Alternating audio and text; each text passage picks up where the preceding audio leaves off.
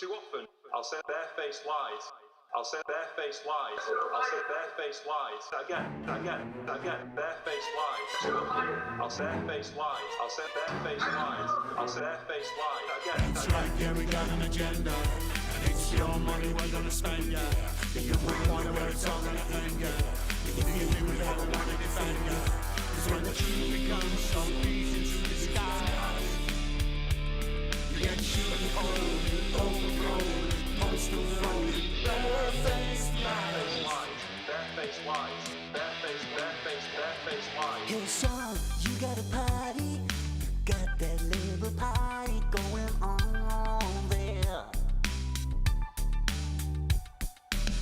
Keep to the left, you can't think right, so everything you do goes wrong, yeah. Incompetence just leads to disaster. Corruption brings it on even faster. What you say? That's right, yeah, we got an agenda. And it's your money we're gonna spend, yeah. Do you wonder where it's all gonna end, yeah? Do you think we'd ever wanna defend, yeah? Cause when the truth becomes so easy to disguise, you get shooting cold, overgrown, postal phony, barefaced. That's right, yeah, we got an agenda. And it's your money we're gonna spend, yeah. Do you wonder where it's all gonna end, yeah? Do you think we'd ever wanna defend, yeah? Cause when the truth becomes so easy to disguise, you get shooting cold, overgrown, postal phony, barefaced lies. Barefaced lies. Comrades, you always told us you'd build us all a new Jerusalem, yeah. You talk the talk, but when you walk, you only leave a crooked line there. And you don't see the trouble that's brewing if all you do is just what you're doing. That's right, yeah, we got an agenda. And it's your money we're gonna spend, yeah. Do you wonder where it's all gonna end, yeah? Do you think we ever wanna defend, yeah? Cause when the truth becomes so easy to disguise, you get shooting cold, overgrown, postal phony, barefaced lies. Is this where you wanna be? Debts and childhood poverty. Oh, somebody set us free from this corrupt kleptocracy. Oh yeah. Barefaced lies. That's right, yeah, we got an agenda. And it's your money we're gonna spend, yeah. Do you wonder where it's all gonna end, yeah? Do you think we'd ever wanna defend, yeah? Cause when the truth becomes so easy to disguise, you get shooting cold, overgrown, postal phony, barefaced. That's right, yeah, we got an agenda. And it's your money we're gonna spend, yeah. Do you wonder where it's all gonna end, yeah? Do you think we'd ever wanna defend, yeah? Cause when the truth becomes so easy to disguise, you get shooting cold, overgrown, postal phony, barefaced. That's right, yeah, we got an agenda. And it's your money we're gonna spend, yeah. Do you wonder where it's all gonna end, yeah? Do you think we'd ever wanna defend, yeah? Cause when the truth becomes so easy to disguise, you get shooting cold, overgrown, postal phony, barefaced. That's right, yeah, we got an agenda. And it's your money we're gonna spend, yeah. Do you wonder where it's all gonna end, yeah? Do you think we'd ever wanna defend, yeah? Cause when the truth becomes so easy to disguise.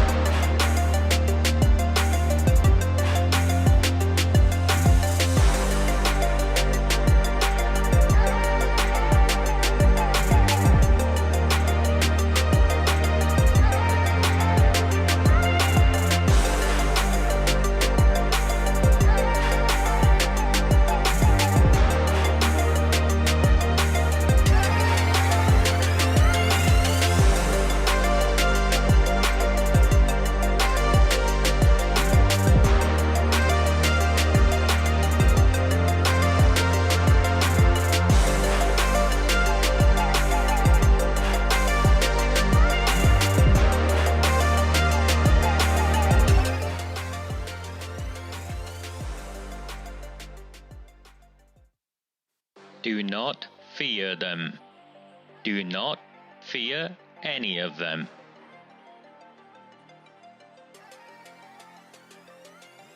On the 20th of November 2003, James Ignatius O'Rourke McMahon was elected councillor for the Failsworth East Ward of Oldham. Deeply ambitious, he ruthlessly rose to power, and by 2011 he was already leader of the council.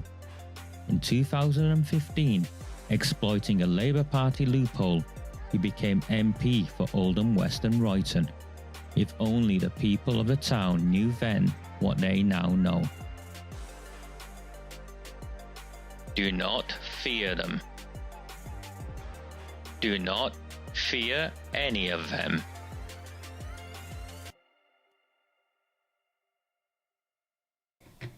Very, very good evening, Tuesday the 21st of October 2025. My name is Raja Mia. This is a Recusant 9 transmission. We've been like daily transmissions. I'm not sure I'm not sure what you're all doing back here, the way you are. Okay, a lot has gone on, and I am going to split this evening up into two, so you're fully aware beforehand. I want to give due time to Fiona Goddard and her letter and explain what's now gone on.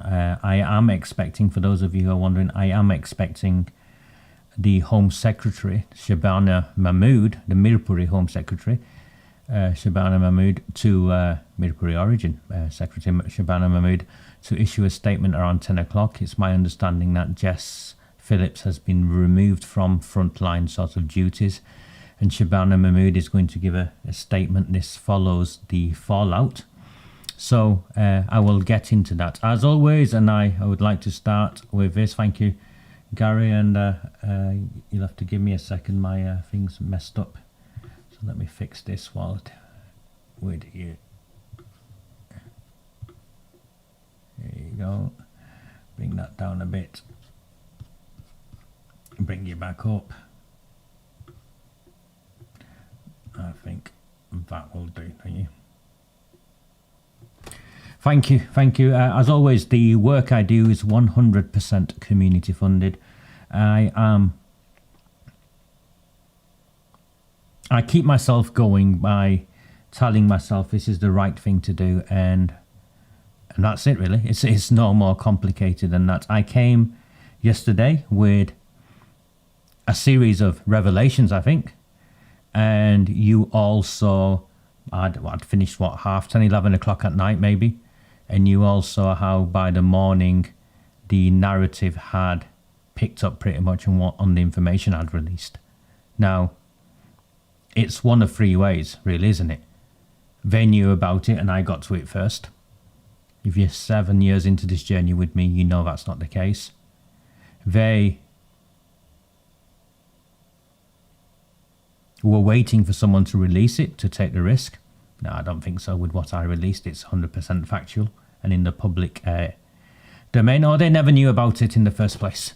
So the Saba Kaiser stuff, actually, for credit, a lot of my work right from the outset has been from insiders, insiders in the government, survivors, a whole host of stuff. People have been sharing information with me from the beginning, and that's why I've been able to do what I do. Now, the sadness, and it is a sadness, is you can see, and I'm all for the survivors, by the way, having airtime, all for the survivors having airtime, but you can see that I am 100% blacklisted. There's been nothing but wall-to-wall coverage, and it seems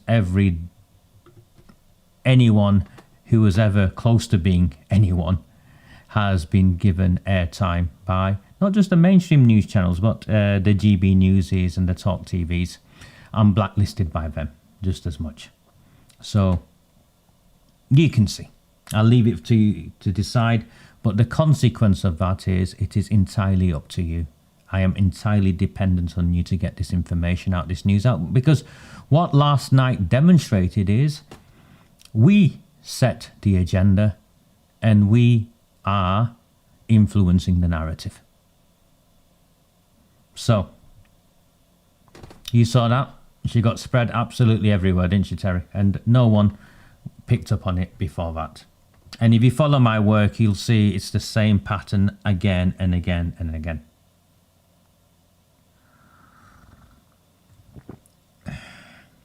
That's me slurping my hot Vimto. And I get that, mate. I am making a massive difference, but it's absolutely exhausting, and I don't think you... I think you need to be in the position I'm in, where you take all the risk, you do all the heavy lifting, and across the board,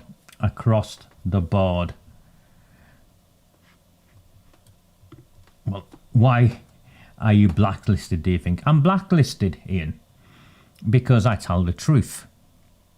And I educate you and the thousands of others to understand the truth. And I'm dangerous, is why I'm blacklisted, because I'm not interested in too many outrages. I'm not one for going on marches or anything like that. I'm a political educator. I'm a campaigner. I educate you to hold politicians to account. And if they don't do what they're supposed to do, I expose them, you expose them, and we campaign and remove them.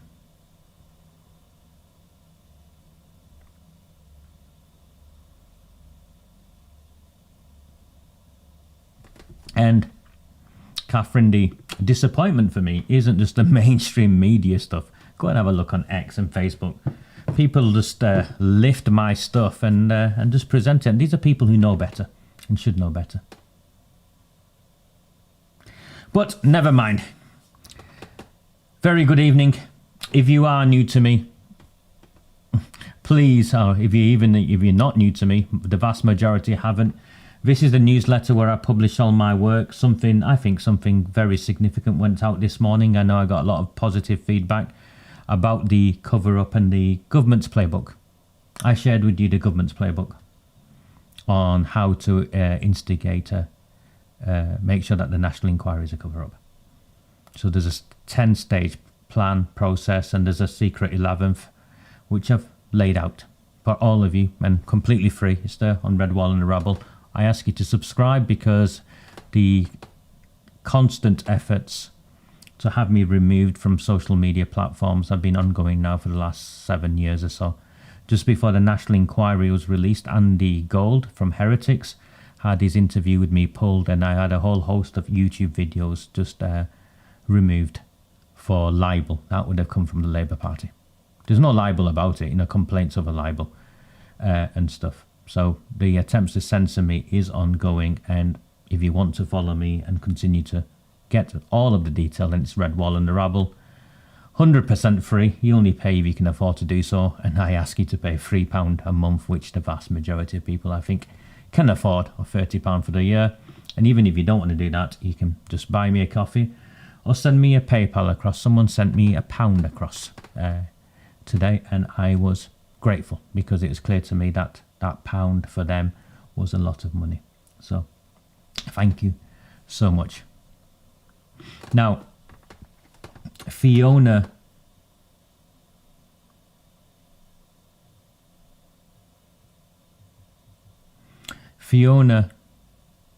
Goddard was the first of the survivors to resign, followed by Ellie Ann Reynolds, who's here. Ellie's here, so do say hello to Ellie. And then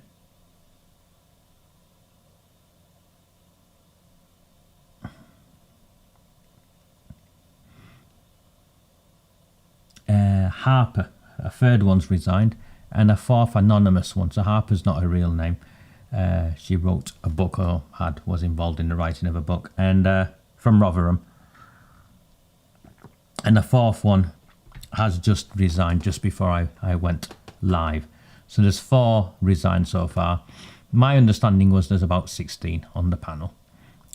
Marlon's been on one of the talk channels or whatever. He's the father of one of the survivors, Scarlett, and she won't resign. They'll continue to be involved for whatever reason they have. Yes, Ali, a fourth has resigned, so the fourth one has resigned. And when you're all resigning for the same reasons, we either believe the survivors or we believe the government. There's no in between, is there? We either believe the survivors or we believe the government. This is Fiona Goddard's statement. Now, remember last night I shared with you how Jess Phillips had essentially called these young women liars. She'd called Fiona, she said they were liars. It was untrue. So by claiming something that Fiona and Ellie had said was being untrue, that automatically means that they lied. And Fiona took offense to that and released this document today. Smart woman. I think when you've been deceived, manipulated, used, you keep information in reserve, don't you? You keep information in reserve, and she's done that. And I'll read her statement and I'll share with you my analysis of that. So you can see it's a statement from Fiona Goddard on letter submitted by the safeguarding minister. So the safeguarding minister, of course, is Jess Phillips. And before we start, that's my position as well. She should be ashamed. 100% she should be ashamed, and I need to just fix this on all of its. It's done something silly, I'm afraid. My equipment is kind of cobbled together, so every now and then it does things. I think that's what she's done. I think she's set her up, Gary. I genuinely think, and it's great because a survivor has just outmaneuvered. And that's what's happened. The survivor has just outmaneuvered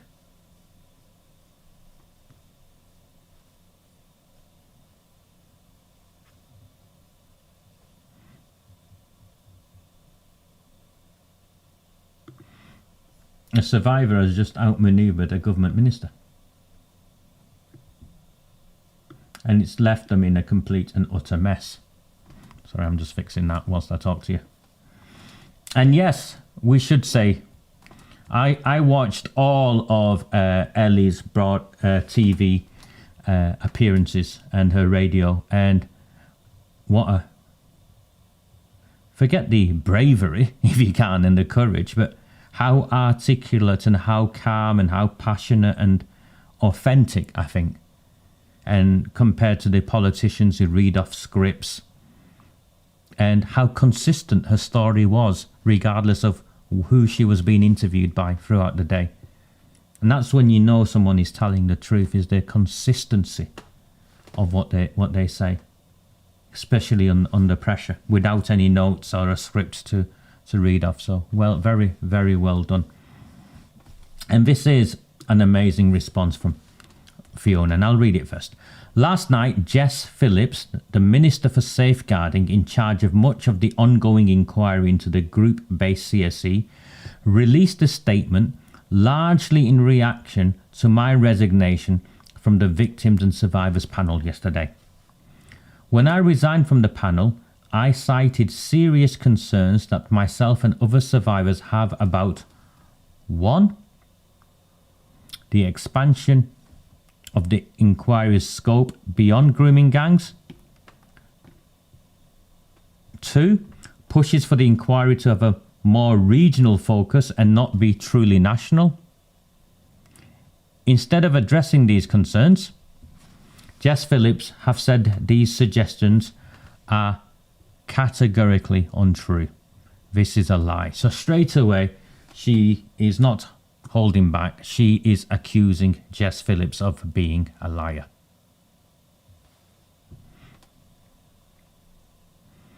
The first time concerns were raised around expansion of the inquiry's scope beyond the grooming gangs was during a meeting where survivors of all kinds of child sexual exploitation, not just grooming gangs, were invited to a meeting with the Mayor of West Yorkshire to discuss the terms of reference for the national inquiry.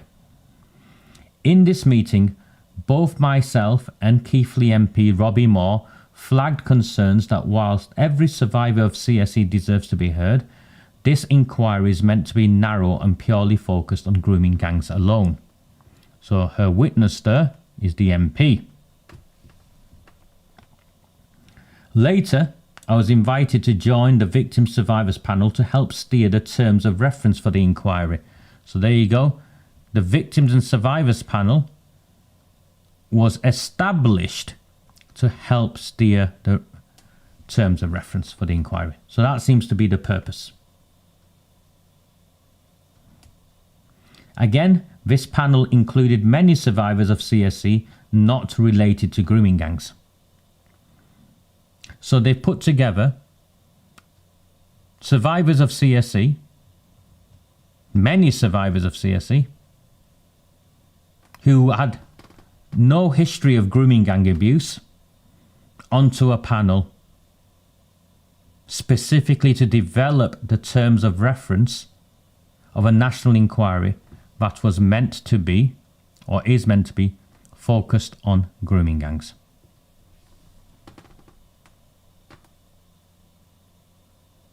It's like the cliche of you're black, all the blacks go over there, doesn't matter.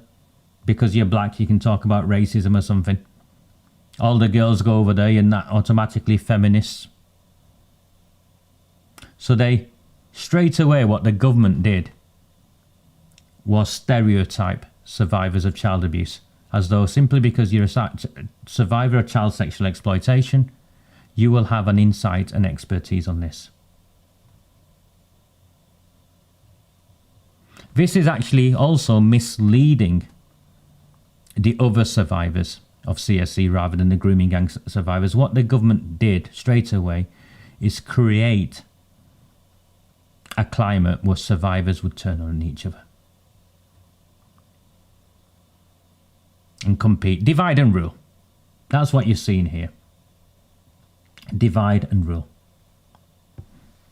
On this panel, it was noteworthy that only survivors who were not impacted by grooming gangs and those we knew had close relations to Jess Phillips were the only people pushing for the scope of the inquiry to be pushed to all kinds of CSE. So what she's saying here is the survivors who were not impacted by the grooming gangs were the ones who had close relations to Jess Phillips, and these were the only ones pushing for the scope of the inquiry to be pushed into all kinds of CSE, so have a broader remit. So Raja and me are looking at this, having spent far too much of my time in this space. What Jess Phillips has also done, or whoever put these people in, and you know, and clear the allegation is directed at Jess Phillips, is she's had the survivors panel infiltrated by her own clique of CSE victims who were not survivors of the grooming gangs.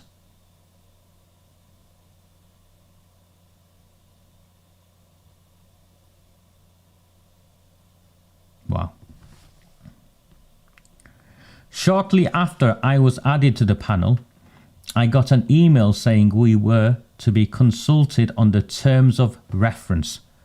So, shortly after I was added to the panel, there is an email saying we were to be consulted on the terms of reference. And one of the questions on the agenda was, should the inquiry have an explicit focus on grooming gangs or group-based CSEA, or take a broader approach? So if the panel was convened with the focus of informing and shaping the terms of reference, and what you're asking, and this is the charity in charge that the government appointed,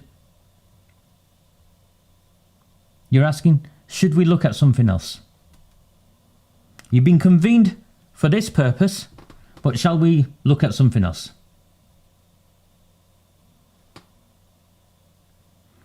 It is, again, second time, blatant lie for Jess Phillips to suggest, as she has done in her letter, that it is untrue that there has been possibility or conversation around expanding the scope beyond grooming gangs.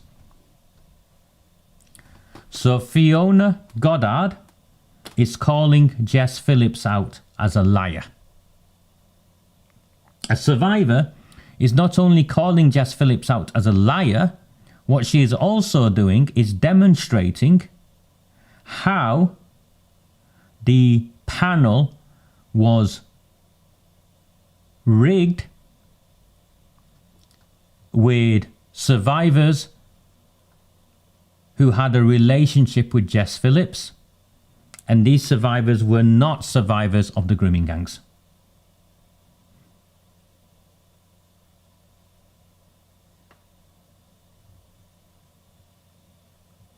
Jess Phillips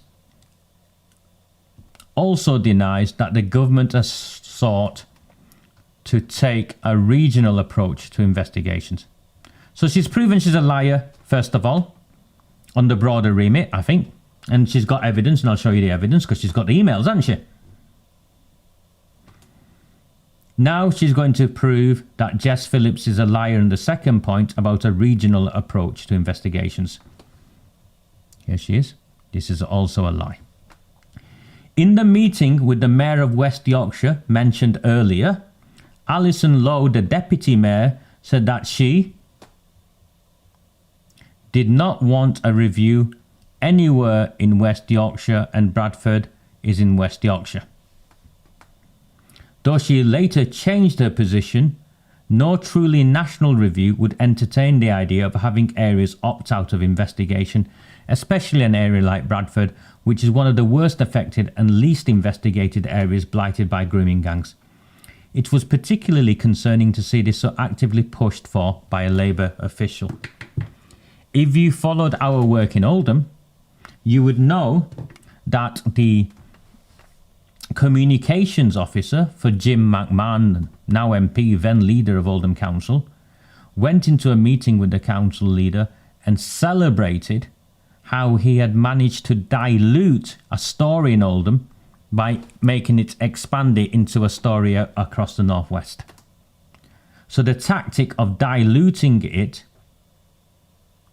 and taking the focus away from a specific place is something that the Labour Party are very, very familiar with.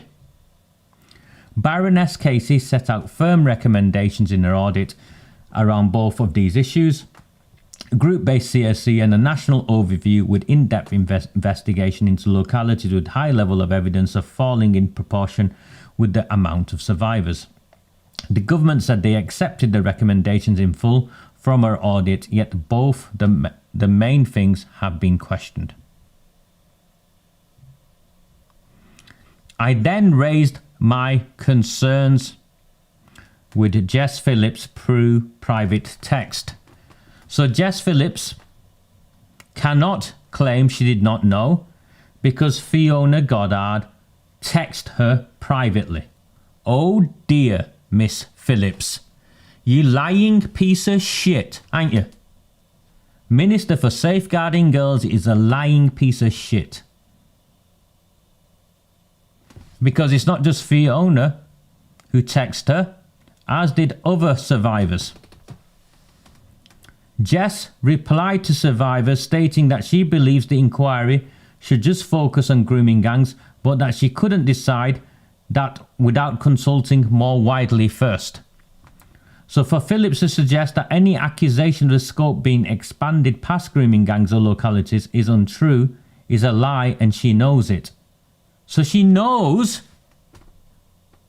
that the consultation that they'd set out with not just this survivors group but with other groups as well was consulting on the remit of the inquiry being broader, not just with these survivors. She even confirmed herself that they needed to consult on the scope being expanded.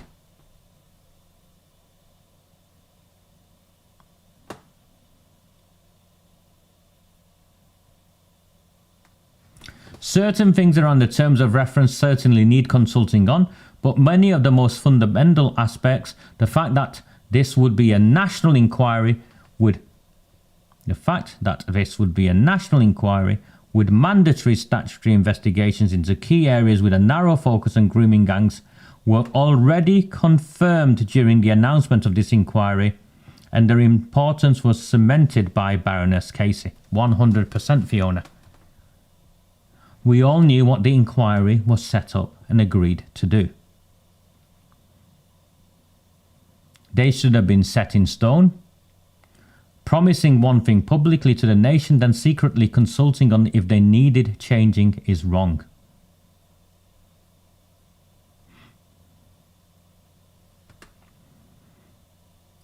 As a grooming gang survivor, I have been accused of lying by public institutions for years in an attempt to cover up and deny the abuse of myself and thousands of others. For the minister in charge of safeguarding to come out against me and accuse me of lying is an absolute betrayal of myself and all survivors.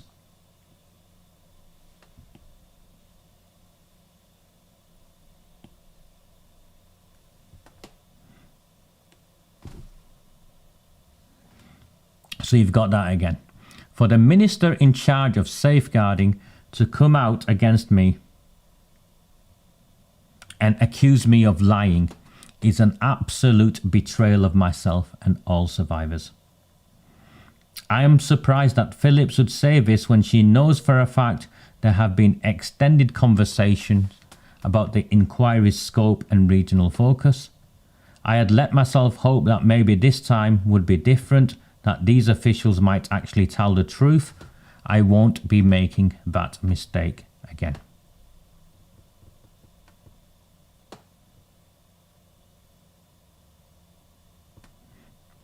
So these are the extracts. First of all is a statement from Jess Phillips in Parliament. And the second appendix that proves her position is the extract of the minutes of the 19th of September with West Yorkshire child sexual exploitation and Alison Lowe. You can see what she says there clearly.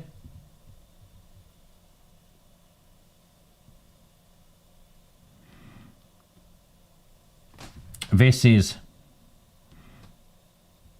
what went to the survivors.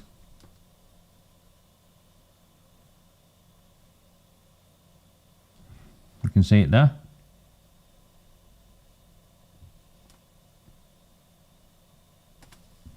Yeah. Should the inquiry have an explicit focus on grooming gangs or group-based CSEA, or take a broader approach?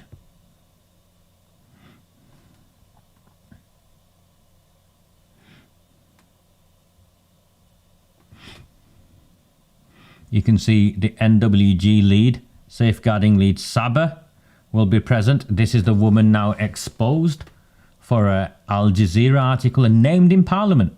Named in Parliament. She should be removed from her position. Because she's clear, this woman is very clear on her position. She doesn't want it racialized. Here are the text messages between Jess Phillips and Fiona Goddard.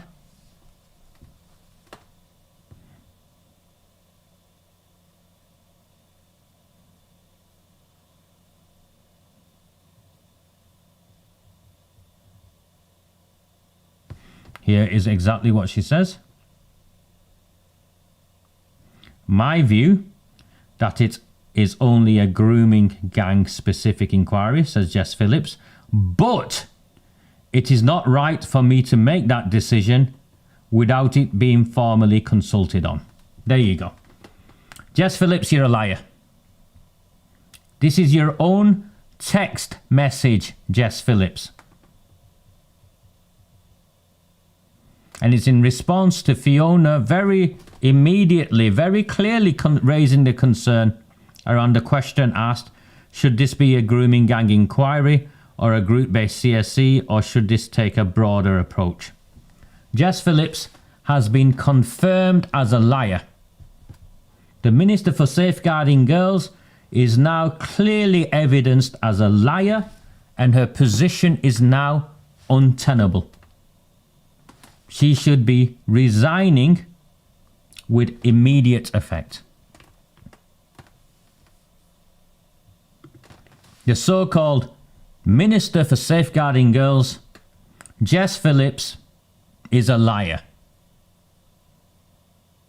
She accused the survivors of being liars, and yet Fiona Goddard has released information, clear information, that demonstrates that Phillips is a liar.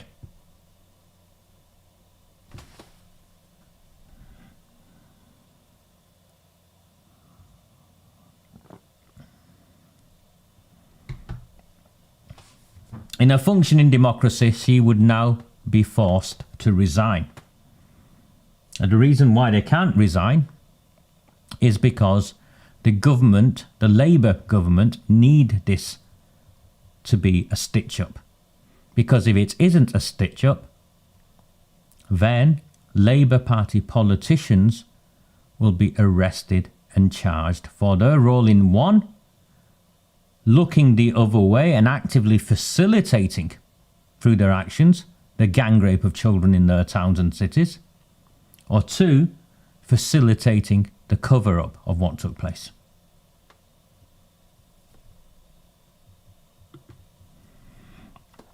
She has to resign because this is the evidence. This is clear evidence.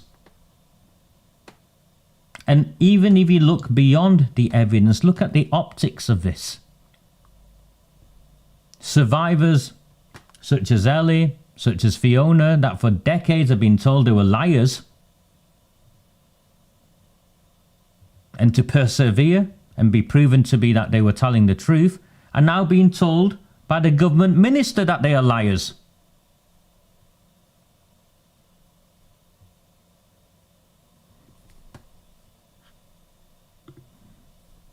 Well, there you go.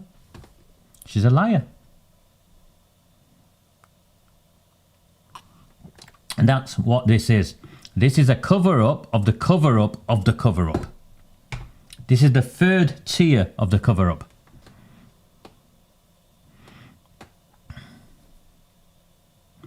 And for those of you who follow this work, you will also know that Maggie Oliver actually, to her detriment, refused to support a national inquiry or a public inquiry when we campaigned in Oldham. She felt we didn't need one.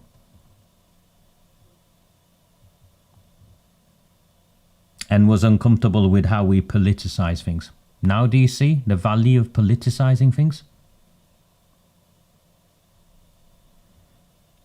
Now do you see the value of supporting young women like Fiona, Ellie, so they become politically aware and educated and see themselves not just as victims or survivors who only just talk about themselves in a narrow way, but take on a broader responsibility for the benefit of all of us?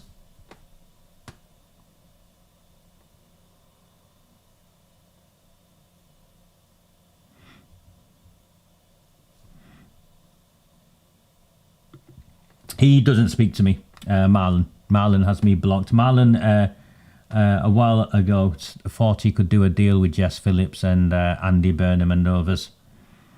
And obviously, you know, Raja me is a trouble causer, so no loss for me. I stay true to who I am and what I do.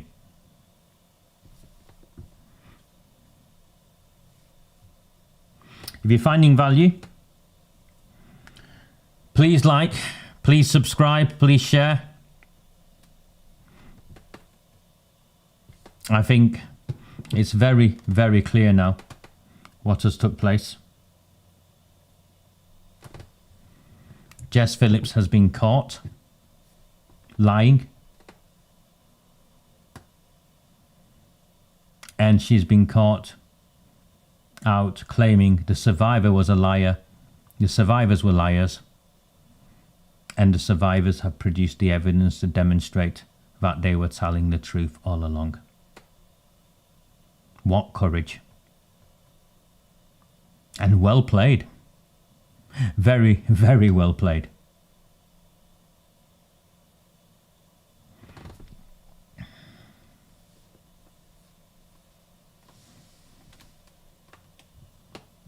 As you can see, Fiona Goddard's response was blunt.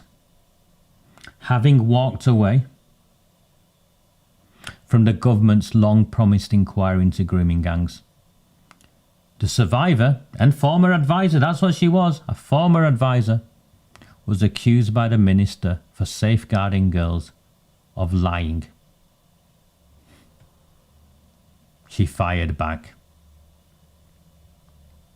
For the minister in charge of safeguarding to come out against me and accuse me of lying is an absolute betrayal, is what Fiona said.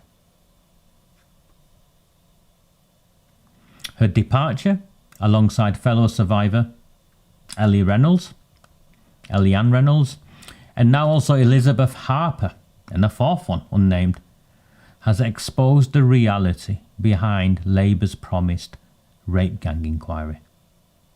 The testimony of these brave young women reveals not ministerial incompetence, but deliberate orchestration. A bureaucratic campaign to transform what was promised as a targeted investigation into another establishment whitewash. These survivors are not victims anymore. They're not just here to talk about what happened to them. They are political campaigners. And they are refusing to be silenced again. So I'm going to share with you how this sabotage has unfolded. Before I do that, I always need to say thank you to all of you. Thank you, Gary. You phoned me earlier today, did Gary? Thank you, Ed. Came up from London to see me. Brian, in one of my standout moments of the year, Ian, driving to a pub in Wales, South Wales, to see you and your team. It was a lovely drive. The views were spectacular. Thank you so much for inviting me. Denise, I'm running low on cheese and onion pie. Seriously, I have no shame when it comes to begging food, as all of my friends will say. And thank you so much. Thank you. And we're winning, aren't we? You can see we're winning. So, the first of all, what you're seeing is the exposure of the ministerial denials contradicted by the documentary evidence. Fiona's accusations centre on one claim, really. Jess Phillips, the Minister for Safeguarding Girls, is a liar. She's not even been ambiguous. Jess Phillips is a liar. You are from Yorkshire, aren't you, Fiona? Are you from Bradford? Yeah. Phillips has publicly declared, even today in Parliament, that suggestions about expanding the inquiry beyond grooming gangs were categorically untrue. Standing in Parliament, she painted critics as spreaders of misinformation, positioning herself as the defender of survivors' interests. But Fiona had evidence, and she waited for Jess Phillips to play a hand before sharing meeting minutes, consultation documents, and personal text messages with Jess Phillips that prove that discussions about broadening the remit had not only taken place, but had been central to the government strategy from the beginning. This wasn't miscommunication or bureaucratic confusion. The documentation Goddard held showed deliberate misdirection, where private discussions directly contradicted public statements made by the Minister for Safeguarding Girls. Phillips's denials, delivered with ministerial authority, were designed to shut down criticism while the real agenda proceeded in the shadows.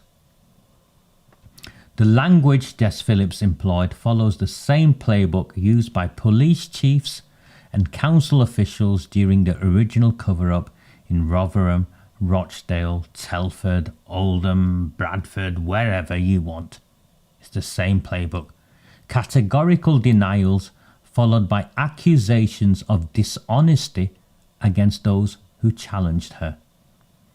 Deny, deflect, delay. You've been there before. We've all been there before.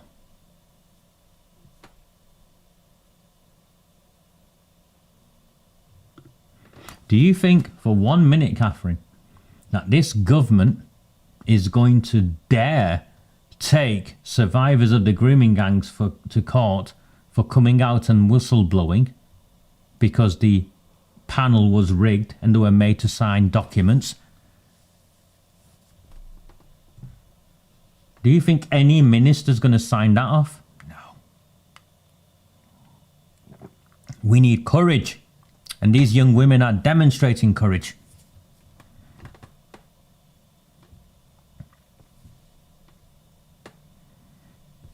And because they've demonstrated courage, Phillips' strategy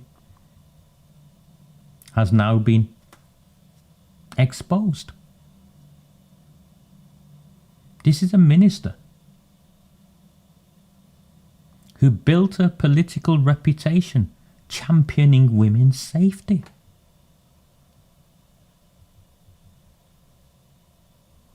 She's been exposed as a liar.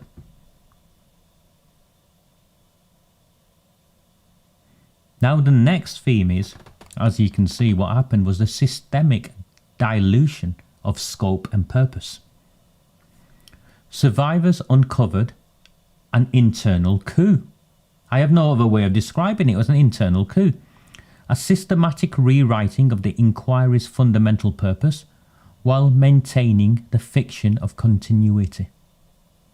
The promised, let me get this right, targeted national investigation into grooming gangs was being quietly converted into a broad, unfocused review of all forms of child sexual abuse. To the casual observer, this expansion might appear inclusive, even progressive. To survivors such as Fiona and Ellie, who had lived through previous betrayals, it represented dilution, at best, erasure, I think, is how they felt. What you were seeing here, and what they witnessed here, was the government protecting itself through scope expansion. Widen the investigation beyond recognition, and officials can blur the unique patterns of the Pakistani rape gangs. They can look the other way to the racial and religious dynamics that multiple investigations have documented, and the specific institutional failures that enable these crimes to continue for decades.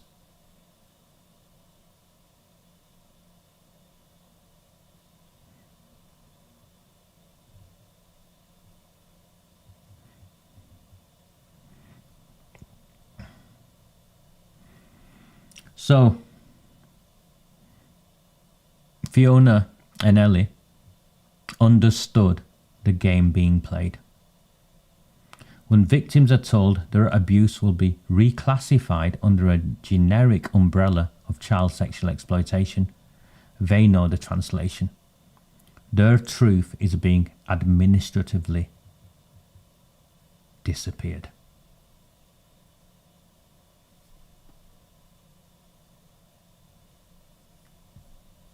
Guys, understand, I'm blacklisted.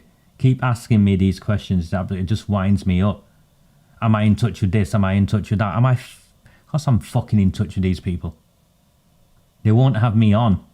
Go and ask them.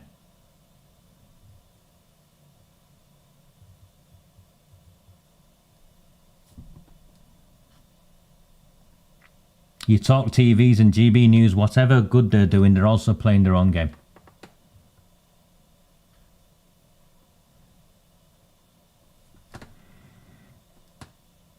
They don't want this. They don't want the analysis. They don't want the content. They don't want the detail.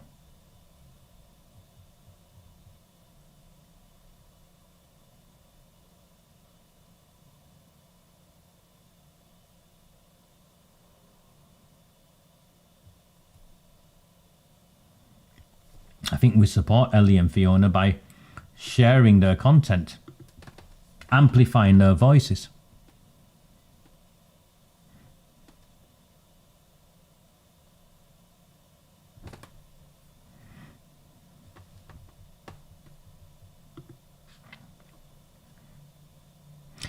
They understood, these two ladies, sorry, going back to what I need to talk about, I lost my trail of thought. They understood that the scope of this inquiry is being watered down and once again failing to get to the truth. Fiona warned what was taking place. Her fears weren't abstract. Previous investigations had been nurtured through exactly this same process. The broader the remit, the weaker the conclusions. The more abstract the language, the easier it is to become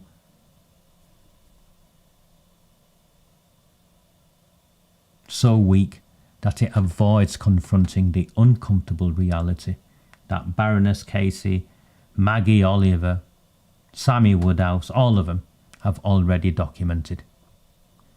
Having diluted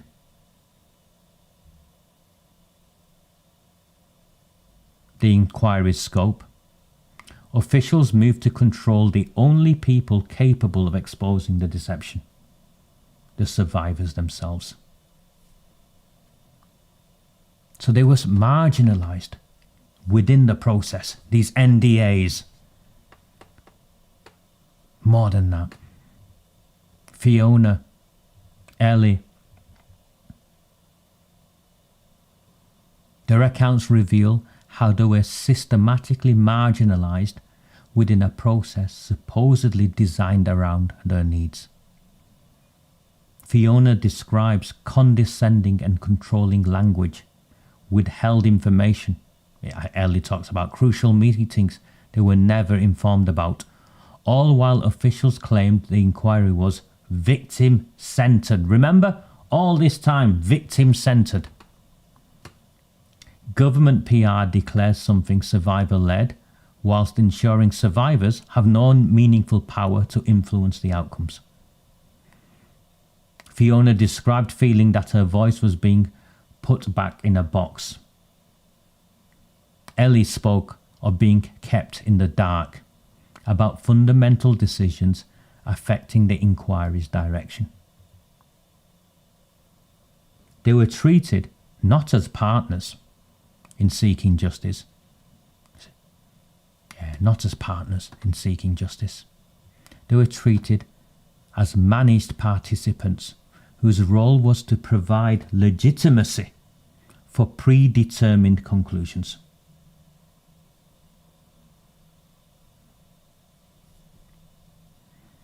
Even the short list of potential inquiry chairs revealed Jess Phillips and the Labour Party's instincts.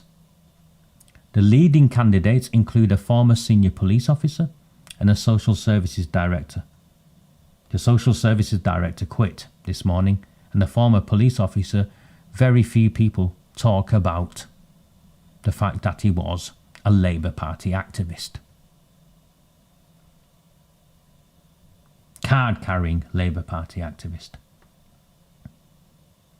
Both come directly from the institutional cultures that had failed victims catastrophically.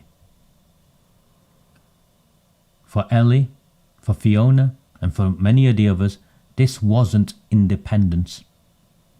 It was continuity. Having a police officer or social worker leading an inquiry would once again be letting services mark their own homework. Fiona's right in saying that. Asking those responsible for the original failures to investigate themselves, what does that guarantee? I think it guarantees a cover-up.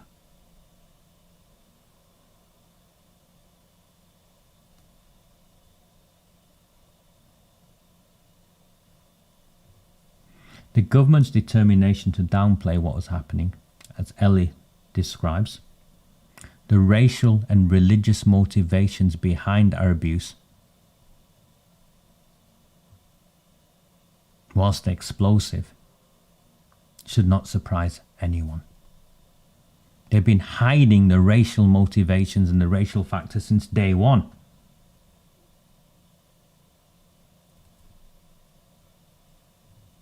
This wasn't speculation. Saba Kaiser, now working for the inquiry, had previously written that it was destructive and irresponsible to say grooming gangs were predominantly made up of men of Pakistani heritage. A position that directly contradicts both Baroness Casey's findings and the lived experiences of the victims.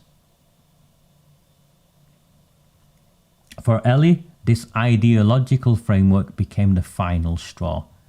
The government was prioritising political sensitivities over factual accuracy, using concerns about stereotypes to silence the very women who had been systematically abused. Abstract concerns about community cohesion are again being used to filter and distort the testimony of survivors. The same progressive rhetoric that claims to champion victims' voices is being deployed to ensure those voices say only what the government finds comfortable.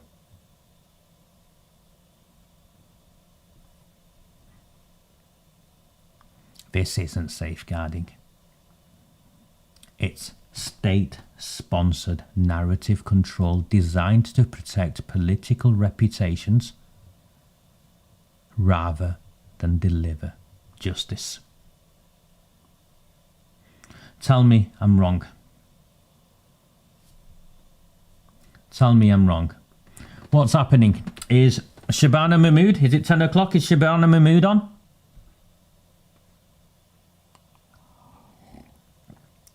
I told you she'd be on at 10 o'clock.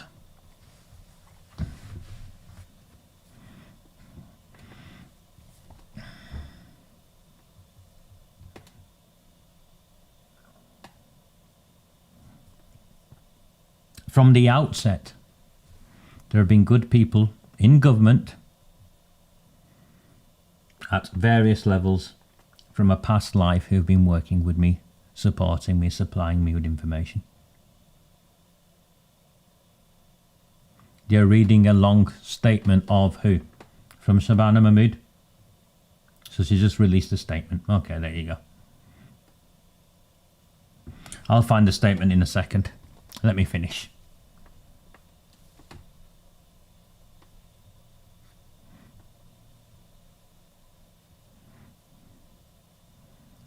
So now, 5 months after announcing the inquiry with great fanfare, Labour has achieved precisely nothing. Actually, it's gone backwards.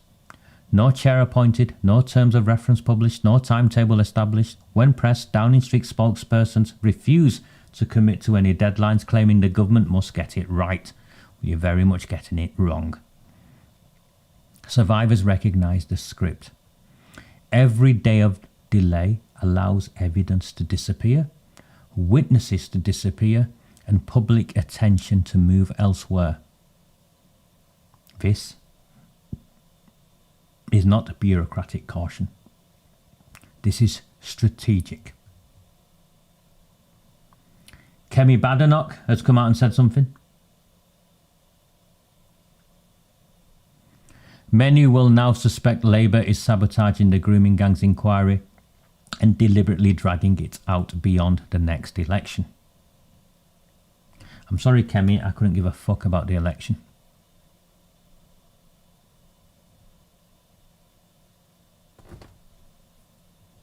Your focus shouldn't be that.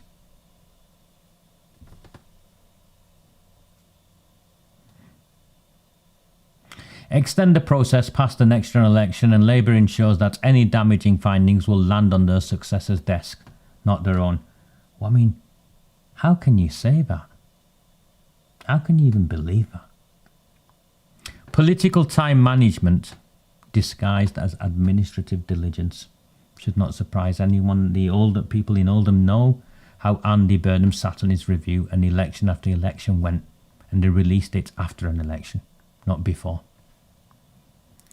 Baroness Casey's report had recommended immediate action, remember. Instead, the government has created an elaborate consultation process designed to consume months while producing nothing of substance.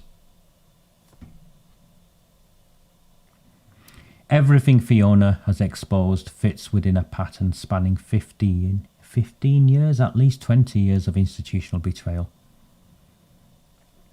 From destroyed meeting minutes to suppressed Home Office research under Theresa May, every administration has contributed to concealing uncomfortable truths about these crimes.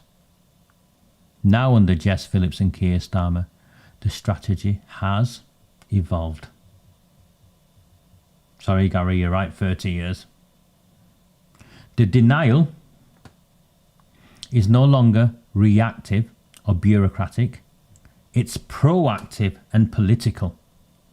They are not simply avoiding blame for past failures, they are engineering the next cover-up before the evidence can emerge.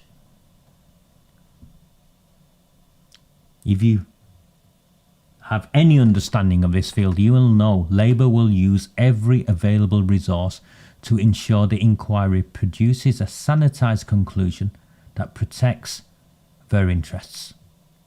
They will speak endlessly about victim-centred processes and getting it right, while systematically undermining both principles, whereby they've even resorted to calling their own members of their own survivors panel, advisory panel, liars. What is happening is not an inquiry. It is a containment operation masquerading as accountability. It's a performance designed to exhaust public patience whilst protecting those responsible for systemic failures, including selling little girls for votes.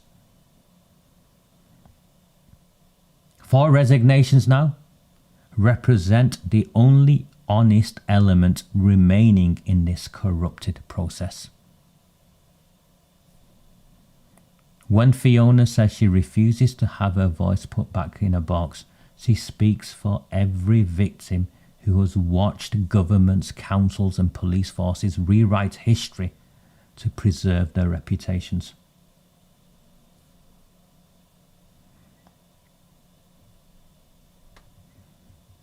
The rape gang inquiry can become the first genuine reckoning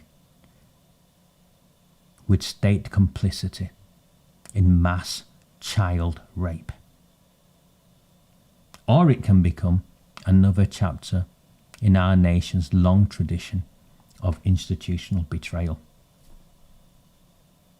Under Jess Phillips' stewardship, all the evidence points towards betrayal.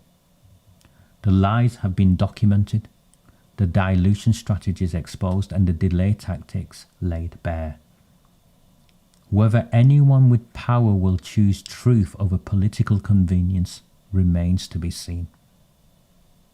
The survivors have already made their choice. They have walked away from a process designed to silence them, refusing to legitimize another elaborate deception. Their courage in speaking out may be the only thing standing between justice and the most cynical cover-up yet attempted by our government, neck deep in the scandal. I always talk about history, and I'll keep on talking about history. History will judge whether this inquiry was Labour's moment of reckoning or the moment Britain finally accepted that no one in power ever truly meant to confront the truth. I believe the survivors. I stand by the survivors. And time after time after time, I have seen politicians betray every one of them. And this has to stop. We must make it stop.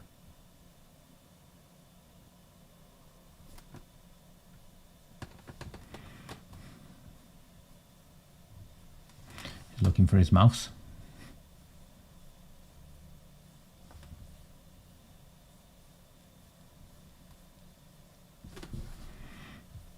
My computer sometimes does things where it gets clever and sends my mouse to a different machine.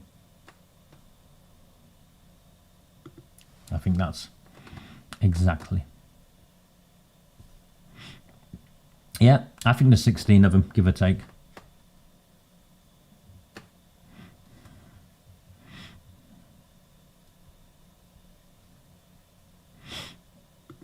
Hey, they've not even looked for a job just to do it, because they set the terms of reference, or drafted them, where every judge has looked at them and said, no chance am I getting involved in that cover-up.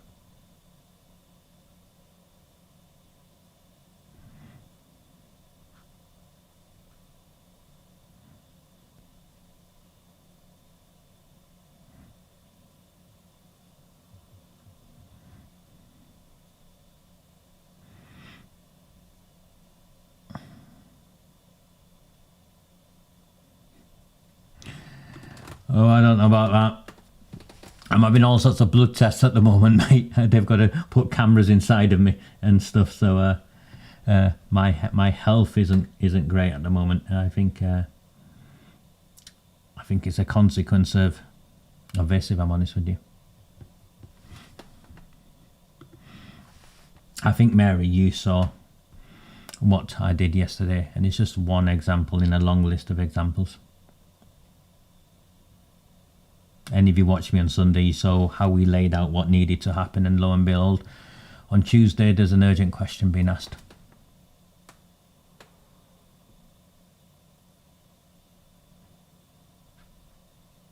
They won't get away with it, Chloe. They won't get away with it. We have nowhere else to go. If we lose this fight, then we're finished. We have nowhere left to go.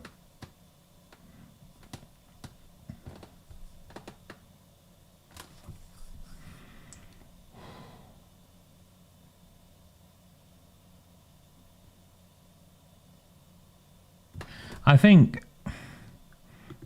Charlie's done a lot of good work. I think the difference is at some point I'm a details man. I'm a depth man. I give you layers and layers and layers. I'm not interested in outraging you. I want to educate you. I want to empower you, and I want you to help me help the survivors to make the world a better place.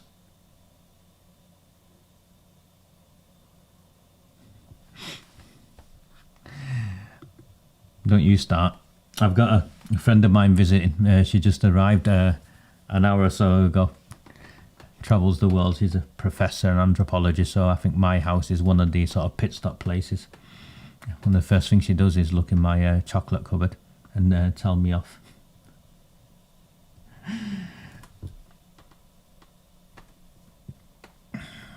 No, this is much bigger. It's not, because Hillsborough affected a small demographic. They all affected a small demographic in certain ways, and they could cover it up. The gang rape of our nation's children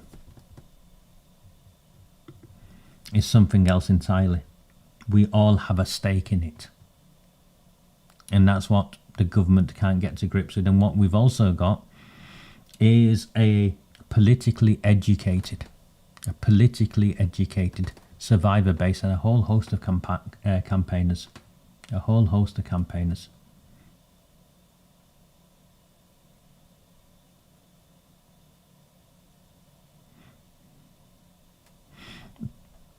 I gave up a long time. It doesn't matter what these people think of me. Someone sent me something today. The former Reform chair in Oldham, who's been ousted because of his outrageous behaviour. I'm doing this, working day and night. He's sharing posts trying to claim I'm a thief, I'm this, I'm that, and if I wasn't, I'd be suing people. Well, clearly he's motivated by money, I'm not. Why would I be suing people? My focus has got to be on helping get this over the line.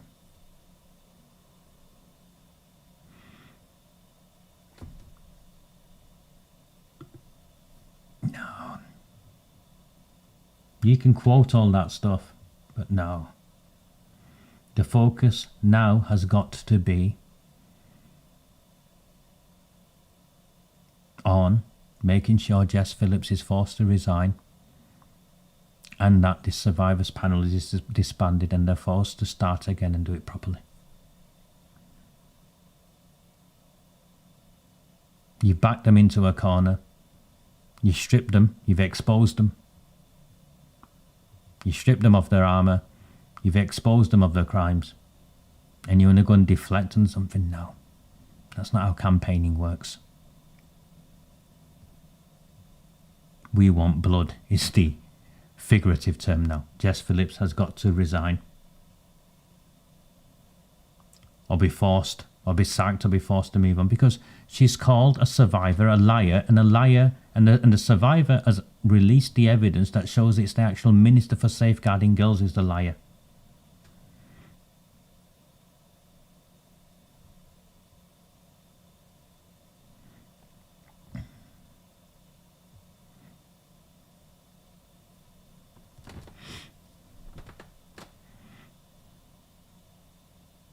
So, that's me done. I have a whole host of video clips and stuff I am going to sequentially go with you, but I wanted to give time to Fiona's letter, because I think it took, I don't think you understand, some of you, the courage of not just to quit, but then to stand your ground and say, actually, you're the liar, minister. A survivor taking on a government minister. And winning hands down. I've never seen anything like it. I've never met the young woman. I've been told that she's not so keen on me, which is fine. I'm not here to make friends. I have friends. I'm here to do a job.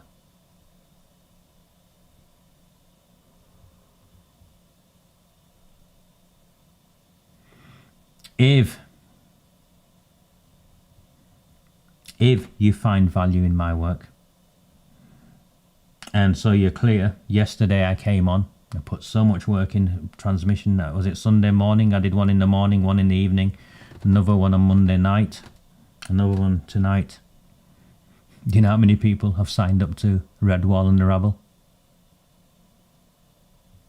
Not even 10.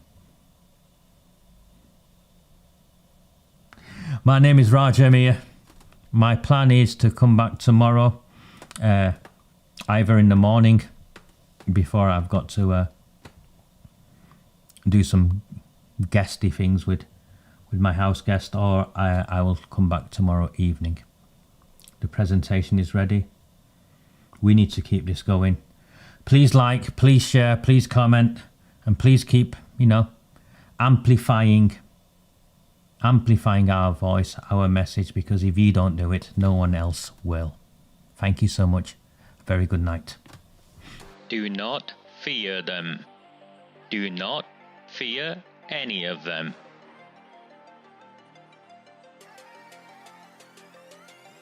On the 20th of November 2003, James Ignatius O'Rourke McMahon was elected councillor for the Failsworth East Ward of Oldham.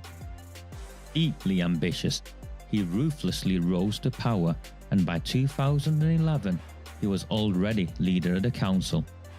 In 2015, exploiting a Labour Party loophole, he became MP for Oldham West and Royton.